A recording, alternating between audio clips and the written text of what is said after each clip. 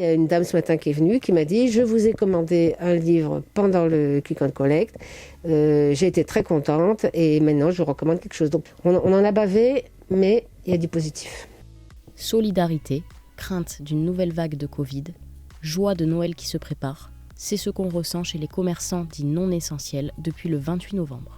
Ça leur a manqué ce côté social. C'est un énorme avantage de se balader en plein air, de rentrer que dans les boutiques qui vous intéressent. Avoir une association qui est en bon terme avec la mairie a permis de régler beaucoup de problèmes. Nous leur avons demandé d'accorder la gratuité des parkings du centre-ville. Ça a été accordé dans les 24 heures. On a réouvert 10 jours avant l'ouverture officielle. On a émis les plexis, le gel hydroalcoolique, des limites à respecter entre chaque client. Tout ce qui est bagues et autres, après nous les désinfectons. Les personnes qui avaient l'habitude de faire leurs courses continuent à faire leurs courses comme avant.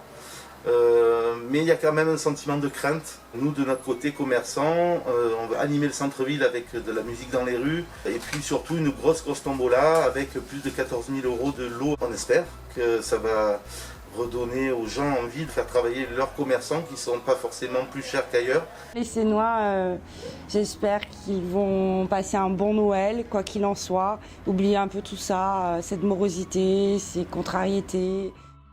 Les consommateurs aussi préparent Noël.